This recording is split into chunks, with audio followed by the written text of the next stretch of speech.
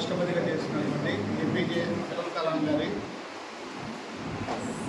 మాజీ రాష్ట్రపతి గారి జయంతి సందర్భంగా మన గుల్లపల్లి గ్రామంలో హెల్పింగ్ హ్యాండ్స్ సంస్థ తరఫున బ్లడ్ డొనేషన్ కార్యక్రమం ఏర్పాటు చేయడం జరిగింది.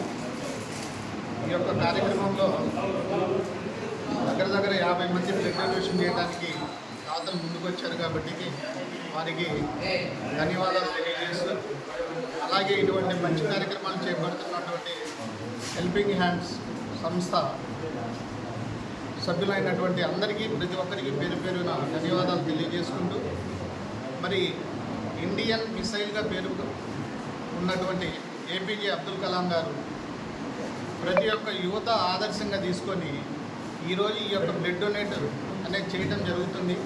ఈ బ్లడ్ డొనేట్ చేయడం వల్ల యువత వారి యొక్క బ్లడ్ ఎంతోమంది అనారోగ్యంగా ఉన్న వారికి రోగాల బారి నుండి కాపాడటానికి చాలా సేవగా పనిచేస్తుంది. ఎందుకంటే రాష్ట్రపతి గారు మన యువతని ప్రోత్సహించారు. ఎప్పుడైనాను మీరు ఎప్పుడైనా చూడండి, వారి క్యాంపులో ఎక్కువగా స్కూల్స్లో విద్యార్థులతో మమేకం అవుతూ ఉంటారు రాష్ట్రపతి గారు. ఎందుకయ్యా అంటే రేపటి తరానికి కాబోయే భావి పౌరులుగా ఈ యొక్క